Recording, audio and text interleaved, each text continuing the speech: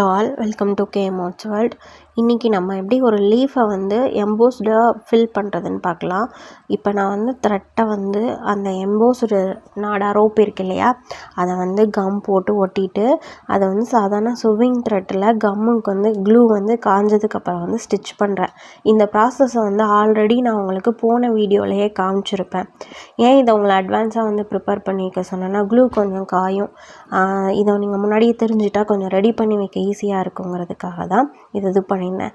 ஏன் நம்ம வந்து சில்க் த்ரெட்டில் இதை ஸ்டிச் பண்ணாமல் சுவிங் த்ரெட்டில் ஸ்டிச் பண்ணுறோம் அப்படின்னா, அந்த ரோப் இருக்குது பார்த்தீங்களா, அந்த எம்போசிங் ரோப்பை அதை வந்து கட் பண்ணும்போது அது ஒரு மாதிரி தெரியும். அதாவது ஒரு நூல்லேருந்து இன்னொரு நூல் வந்து பிரிஞ்சு வரும். அப்படி இருக்கிறப்ப நம்ம சுவிங் த்ரெட்டை வச்சு அந்த இடத்துல சேம் பிளேஸில் ஒரு 4-5 தடவை ஸ்டிச் பண்ணால் கூட அது வந்து ரொம்ப இதாக ஆகாது. அது வந்து நல்லா தான் இருக்கும். அதாவது அசிங்கமாக மேலே தூக்கிக்கிட்டு அது மட்டும் தனியாக இருக்காது. இந்த இடத்துல பாருங்கள், ஒரு 4-5 தடவை ஒரே இடத்துல ஸ்டிச் பண்ணுறேன். இதை வந்து நம்ம யூஸ் பண்ணும்போது இதில் வந்து நமக்கு எந்த ஒரு ப்ராப்ளமுமே இருக்காது. இதே நம்ம சுவிங் த்ரெட்டில் இப்படி ஸ்டிச் பண்ணுறோம் அப்படின்னா அது என்ன ஆகும் அப்படின்னா, நம்ம ஏற்கனவே ஒட்டின அந்த ரோப்பை விட அதிகமாக கொஞ்சம் மேலே வந்து காட்டும். அதனால வந்து நிறையா மிஸ்டேக்ஸ் வர வந்து சான்ஸ் இருக்குது. அதுக்கப்புறம் சில்க் த்ரெட்டுக்கு மேலேயே இன்னொரு சில்க் த்ரெட்டை வச்சு ஸ்டிச் பண்ணும்போது அது வந்து போக கூட சான்ஸ் இருக்குது. இதை நான் வந்து சிங்கிள் ஸ்டாண்ட்ஸாக தான் எடுத்து நான் ஒர்க் பண்ணியிருக்கேன். அப்படி ஒர்க் பண்ணும்போது ஸ்ட்ராங்காக தான் இருக்கும் காட்டன் த்ரெட்டு. அதில் எந்த ஒரு பிரச்சனையுமே இருக்காது. ஓகேவா? ஓகே, இப்போ நம்ம நாட் போட்டு முடிச்சிட்டோம். ஓகே, நான் உங்களுக்கு அது எப்படி போடணுங்கிற ஒரு இதுக்காக தான் அதில் சொல்லி கொடுத்தேன். இன்றைக்கி நம்ம வந்து 2 மெத்தடாக வந்து நம்ம வந்து லீஃபை வந்து எம்போஸ்டாக ஸ்டிச் பண்ண பழக போகிறோம். ஒன்று வந்து என்னென்னு பார்த்திங்கன்னா, ஆல்ரெடி நான் அந்த திலகம் ஷேப்பில் ஒட்டிட்டு அதை வந்து ஸ்டிச் பண்ணணுன்னு சொன்னேன்.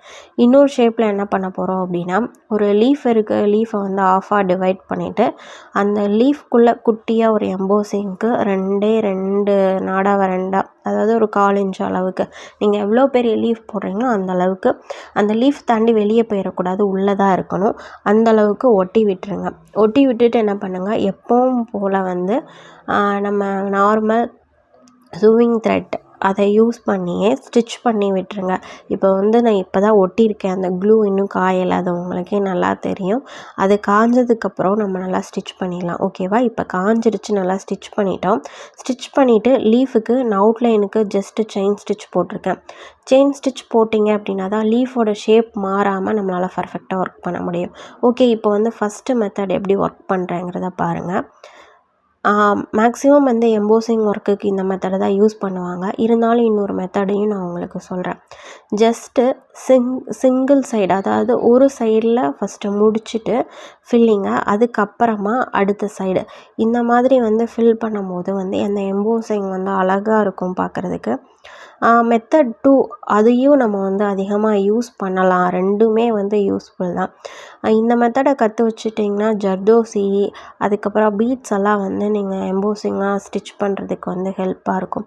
நம்ம ஒர்க் பண்ணும்போது நம்ம வந்து க்ளோஸ்டாக ஒர்க் பண்ணணும். கொஞ்சம் டிஸ்டன்ஸ் விட்டுட்டோன்னா அது அசிங்கமாக தெரியும். இருங்க, லைட்டாக டிஸ்டன்ஸ் விட்டு காட்டுறேன், அது எப்படி இருக்குதுன்னு பாருங்கள். நீங்கள் ஆல்ரெடி இது பண்ணியிருக்கிற எல்லாமே தெரிய ஆரம்பிக்கும். அதனால் அப்படி பண்ணக்கூடாது. நம்ம பண்ணுற ஸ்டிச்சஸை வந்து என்ன பண்ணணும் அப்படின்னா, க்ளோஸ்டாக தான் கொண்டு வரணும். ஓகேவா? அப்போ தான் அந்த லீஃப் வந்து பார்க்குறதுக்கு வந்து அவ்வளோ அழகாக இருக்கும். ஸோ நம்ம லீஃப் ஸ்டிச் பண்ணும்போது பொறுமையாக ஸ்டிச் பண்ணணும். எடுக்கிற டிஸ்டன்ஸ் அப்படிங்கிறது வந்து ரொம்பவே முக்கியம். கிராஸாக கொண்டு போகணும், ஸ்ட்ரைட்டாக கொண்டு போகக்கூடாது. அந்த லீஃபோட ஷேப் வந்து மாறாமல் எடுத்துக்கணும். ஓகேவா? ஸோ இந்த இடத்துல நீங்கள் நிறையா விஷயத்த பார்த்து பண்ணுற மாதிரி இருக்கும். ரொம்ப கஷ்டமான விஷயம்லாம் இல்லை. என்ன அப்படின்னா, அந்த எம்போஸ்டு த்ரெட்டு வந்து வெளியே தெரியாத அளவுக்கு நம்ம வந்து கரெக்டாக மேட்ச் பண்ணணும். நிறைய பேர் வந்து என்ன பண்ணுவாங்க அப்படின்னா, அந்த த்ரெட்டு அந்த ரோப் ஒட்டியிருப்போம் இல்லையா, அது வெளியே தெரியக்கூடாது அப்படிங்கிறதுக்காகவே நம்ம என்ன கலர் சில்க் த்ரெட்டில் ஸ்டிச் போடுறோமோ அதே கலர் சில்க் த்ரெட்டில் தான் அதை வந்து ஸ்டிச் பண்ணுவாங்க. சுவிங் த்ரெட் யூஸ் பண்ண மாட்டாங்க. ஆனால் அது வந்து லைஃப் கிடையாதுன்னா என்ன மீன்ஸ் அப்படின்னா, நீங்கள் ஒர்க் பண்ணிகிட்டு இருக்கும்போது லைட்டாக ஏதாவது சிக்கு மாதிரி மாட்டி இழுத்துருச்சுன்னா அதுலேயும் பிசுறு வரும், நீங்கள் மேலே போட்டுட்ருக்க த்ரெட்டிலையும் பிசுறு வரும். ஸோ நம்ம வந்து இதை யூஸ் பண்ணிக்கிறது மட்டும்தான் நமக்கு சேஃப்டி. இதை யூஸ் பண்ணால் தான் நல்லாயிருக்கும். ஒரு தடவை த்ரெட்டு வந்து சிக்காயிருச்சு அப்படின்னா அதை பொறுமையாக கை வச்சு நீடில்லேருந்து எடுத்து விட்டுட்டு அடுத்த ஸ்டெப்பு நீங்கள் போட ஆரம்பிச்சிங்க அப்படின்னா இருக்கும். இந்த மாதிரி மாட்டிக்கிச்சுனாலும் நீங்கள் ஒன்ஸ் என்ன பண்ணுங்கள், அதை எடுத்து விட்டுட்டு அதுக்கப்புறம் போட ஆரம்பிச்சிங்க அப்படின்னா அது வந்து ஈஸியாக வர ஆரம்பிக்கும். ஓகேவா?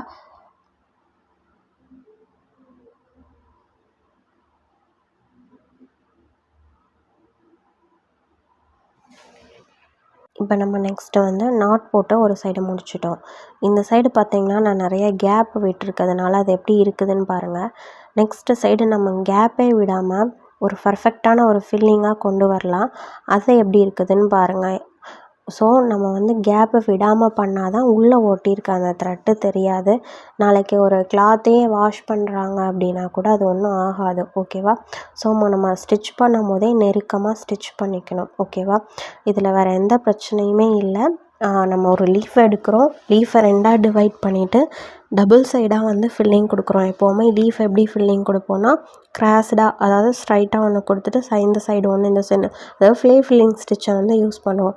இதில் என்ன பண்ணுறோம் அப்படின்னா அதே தான் நம்ம வந்து ஒரு சைடு முடிச்சுட்டு அதுக்கப்புறமா அதோட ஆப்போசிட் சைடு போடுறோம். க்ளோஸடாக போடும்போது எப்போவுமே சில்க் த்ரெட்டில் ஒர்க் பண்ணும்போது நம்ம மனசில் ஞாபகம் வச்சுக்கிற வேண்டிய விஷயம் ஒன்று தான். என்ன அப்படின்னு பார்த்திங்கன்னா, சில்க் த்ரெட்டோட ஷேடு மாறவே கூடாது. ஒரு தடவை சிக்காயிடுச்சு, பிசுறு விழுது அப்படின்னா அந்த த்ரெட்டை எடுத்து நாட் போட்டுட்டு திரும்ப நீங்கள் ஃபஸ்ட்லேருந்து கட் பண்ணிவிட்டு கூட ஒர்க் பண்ண ஆரம்பிங்க. அதே சிக்கோட இல்லை மேலே டைட்டாக தான் த்ரெட்டு வருது அப்படின்னா அதே டைட்டோட ஒர்க் பண்ணிங்க அப்படின்னா பார்க்குறதுக்கு அது வந்து நல்லா இருக்காது. ஓகே, இப்போ க்ளோஸ்டாக வந்து ஒரு ஃபில்லிங் கொடுத்துட்டோம்.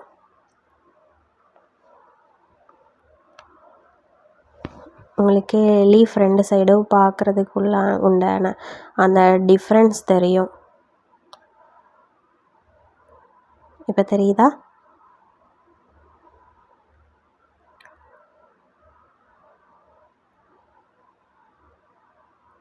ஓகே, இப்போ நம்ம லீஃப் போட்டு முடிச்சிட்டோம். நான் அவுட்லைன் சுற்றி கொடுக்கல. ஆனால் நீங்கள் எப்போவுமே ஒரு ஸ்டிச் போடுறோம் அப்படின்னா அதுக்கு சுற்றி செயின் ஸ்டிச்சை அவுட்லைனாக கொடுத்துடணும். நீங்கள் கொடுத்துருங்க. இப்படி கிராஸாக தான் நம்ம ஃபில்லிங் பண்ணிட்டு வரோம். ஓகேவா? அதுக்கப்புறம் பார்த்திங்கன்னா நம்ம மெத்தட் 2 பார்க்கலாம். மெத்தட் 2 என்ன அப்படின்னா, எப்போவுமே நம்ம போடுற ஒரு லீஃப் தான். அது எப்படிங்கிறது சொல்கிறேன். இந்த லீஃப் நீங்கள் ஈஸியாக போட்டுருவீங்க, ஆல்ரெடி நீங்கள் படித்த ஒரு விஷயம் தான்.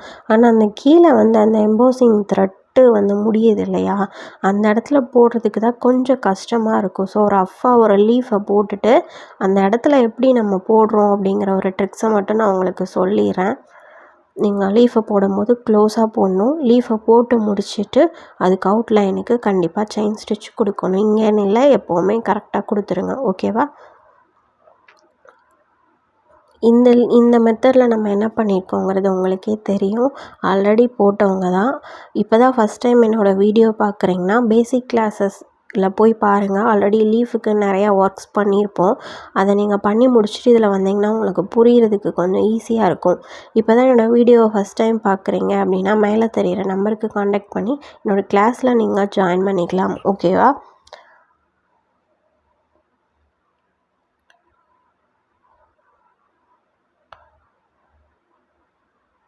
ஈவன் சைடாக எடுத்து நம்ம லீஃப் ஃபில் பண்ணிகிட்டு இருக்கோம்.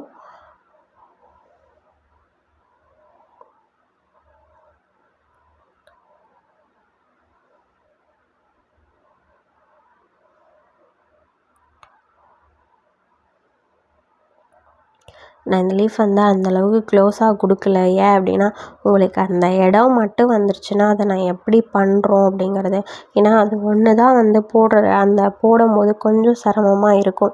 அது என்ன அப்படிங்கிற விஷயத்த தெரிஞ்சுட்டோம் அப்படின்னா அது வெளியே தெரியாத மாதிரி அழகாக மறைச்சி நம்ம ஸ்டிச் பண்ண ஆரம்பிச்சிடலாம். அதுக்காக தான் நான் இதை உங்களுக்கு ஃபுல்லாகவே போட்டு காட்டுறேன். வாயில் சொன்னால் கண்டிப்பாக புரியாது. அப்படி சொல்லி கொடுக்கக்கூடாது. அது ஒரு டீச்சருக்கான அடையாளம் கிடையாது. அதனால தான் நான் உங்களுக்காக இதை நான் திரும்பவும் போட்டு காட்டுறேன். நீங்கள் போடுறப்ப க்ளோஸ்டாக போடுங்க. நான் மேக்ஸிமம் க்ளோஸ்டாக தான் போட்டுகிட்டே வரேன். ஏன்னா நீங்களும் அப்படியே போட்டுறக்கூடாது அப்படிங்கிறதுக்காக. இனிமேல் வர எல்லா ஸ்டிச்சஸுமே ரொம்ப இம்பார்ட்டன்ட். மேக்ஸிமம் ஒரு ட்ரெஸ்ஸை வந்து நம்ம வந்து உருவாக்க போகிறோம், அதாவது ஒரு ட்ரெஸ்ஸுக்கு வந்து உயிர் கொடுக்க போகிறோம், ஆரி ஒர்க் பண்ண போகிறோம் அப்படின்னா கண்டிப்பாக அட்வான்ஸ் லெவல் ஸ்டிச்சஸ்லாம் அதிகமாக யூஸ் பண்ணுவோம். இனிமேல் நிறைய ப்ராக்டிஸ் தேவை. பேசிக்கை விட இனிமேல் நீங்கள் நிறையா ப்ராக்டிஸ் பண்ண வேண்டியது இருக்கும். ஏன் அப்படின்னா இனிமேல் நீங்கள் பார்க்க போகிறது எல்லாமே புது புது விஷயம். அதாவது நீங்கள் பேசிக் லெவலில் வந்து ஒரு விஷயத்த வச்சே இன்னொரு எல்லா விஷயத்தையும் பண்ணிடலாம். ஆனால் அட்வான்ஸ் லெவலில் ஒரு ஸ்டிச்சுக்கும் இன்னொரு ஸ்டிச்சுக்கும் மேக்ஸிமம் சம்மந்தமே இருக்காது. எல்லாமே புதுசாக கற்றுக்கிற மாதிரியே இருக்கும். அதுக்காக தான் ஓகே இந்த ப்ளேஸ் வந்துருச்சுன்னா நான் என்ன பண்ணுறேன்னு மட்டும் பாருங்கள். அந்த சைடு நீங்கள் குத்தி எடுத்தீங்க அப்படின்னா அந்த சென்டர் பாயிண்டில் கொண்டு வந்தோம்ல அதை தாண்டி கொண்டு வரணும். இந்த சைடு குத்தி எடுத்தீங்க அப்படின்னா அந்த சென்டர் பாயிண்ட்டுக்கு அந்த சைடில் கொண்டு போகணும். அப்படி போட்டிங்க அப்படின்னா தான் அந்த லீஃப் வந்து நல்ல க்ளோஸ்டாக வந்து ஃபில் ஆகும். நீங்களே பாருங்கள். குத்தும்போது அந்த எம்போஸ்டு த்ரெட்டு தெரியும், ஆனால் எடுக்கும்போது தெரியாது. ஏன்னா நம்ம அந்த சைடில் கொண்டு போயிட்டோம்.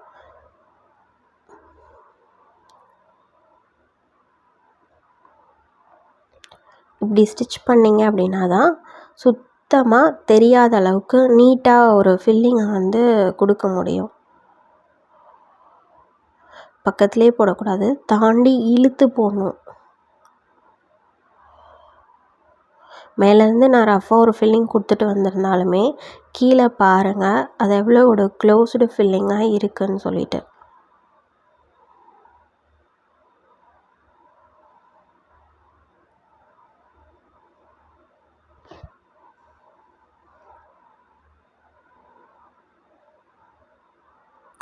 ஓகே, இப்போ உங்களுக்கு எப்படி ஃபில் பண்ணுங்கிற மெத்தடு வந்து உங்களுக்கு கண்டிப்பாக தெரிஞ்சிருக்கும்.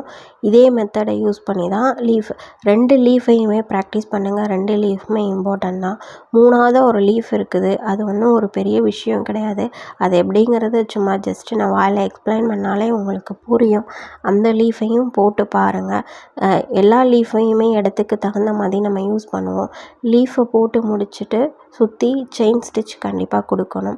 எதுக்காக அப்படின்னா லீஃப்னு இல்லை, எந்த ஒரு ஸ்டிச் பண்ணாலும் எந்த ஒரு எம்ப்ராய்டரி போட்டாலும் சுற்றி செயின் ஸ்டிச் போடணும். அந்த செயின் ஸ்டிச் போடுறதுனால அது கொஞ்சம் ஸ்ட்ராங்காக இருக்கிற மாதிரி இருக்கும். அதுக்காக தான் சுற்றி செயின் ஸ்டிச் போடுறோம். இப்போ எந்த மெத்தடில் வந்து 2ஆவது லீஃபை ஃபில் பண்ணோம் நீங்கள் பார்த்துட்டீங்க. 3ஆவதாக ஒரு மெத்தட் இருக்குதுன்னு சொன்னேன் இல்லையா, அது என்னங்கிறதை இப்போ சொல்கிறேன், கவனமாக கேட்டுக்கோங்க. ஜஸ்ட்டு ஒரு லீஃபை போட்டுட்டு சென்டரில் கிராஸ்டாக வந்து எம்போஸ்ட் த்ரெட் கொடுக்கணும். ட்ரா பண்ணி காட்டுறேன். இப்போது ஒரு லீஃப் இருக்குது அப்படின்னா இந்த மாதிரி குட்டி லீஃபில் வந்து அதை யூஸ் பண்ணுவோம். கிராஸாக வந்து எம்போஸ்டு ஸ்டிச்சை இது பண்ணிவிட்டு இப்படி கிராஸாக ஃபில்லிங் ஃப்ளாட் லோடிங்கில் ஒரு ஃபில்லிங் படிச்சிருப்போம் இல்லையா, அந்த ஃபில்லிங்கை யூஸ் பண்ணி கிராஸ்டாக ஸ்டிச் கொடுத்தா முடிஞ்சது. இந்த மாதிரி தான் வந்து நம்ம 3 டைப் ஆஃப் லீஃப் ஸ்டிச்சஸ் சொல்லுவோம். நான் நம்பர் 1 சொல்லி கொடுத்தேன்ல, அதை தான் மேக்ஸிமம் யூஸ் பண்ணுவாங்க. இருந்தாலும் நீங்கள் எல்லா விஷயத்தையும் தெரிஞ்சு வச்சுக்கணுங்கிறதுனால தான் இருக்கிற மெத்தட்ஸ் எல்லாமே நான் உங்களுக்கு சொல்லித்தரேன். என்னோடய கிளாஸ் உங்களுக்கு புரிஞ்சிருக்கும்னு நினைக்கிறேன், பிடிக்கும்னு நினைக்கிறேன். புரிஞ்சிருந்தால் லைக் பண்ணுங்கள், ஷேர் பண்ணுங்கள், கமெண்ட் பண்ணுங்கள். தேங்க்ஸ் ஃபார் வாட்சிங்.